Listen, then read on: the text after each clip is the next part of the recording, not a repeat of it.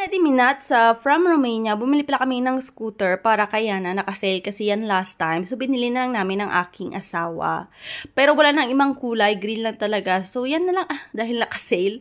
Tapos, nagmamadali na pala yan yung aking mister kasi meron siyang schooling today. So, kami lang ng Yana yung pupunta dito sa park na malapit sa amin at kung saan madalas kami na pumupunta. Itong aking Yana, hindi talaga itong marunong mag-scooter. Pero dahil nga marami siya nakikita mga bata na meron ng scooter dito sa amin, nagaselo siya, kinukuha niya, kaya sabi ko na lang, bilhan na lang namin siya even though na hindi ka siya marunong. Alam niyo naman na maliit pa itong Yana ba?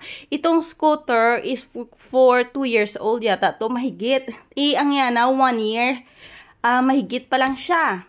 So, yan na, para lang ma-enjoy ng Yana yung kanyang scooter, ginaguyod-guyod ko lang siya.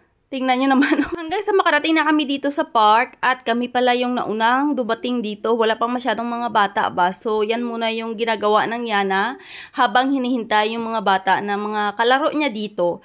Tapos, nagdalaga siya kasi meron na siyang nakitang bata na dumadating kasama yung kanyang lola kasi mostly ng mga nagbabantay dito sa mga bata, mga lola ba? Kasi yung mga parents, merong mga work.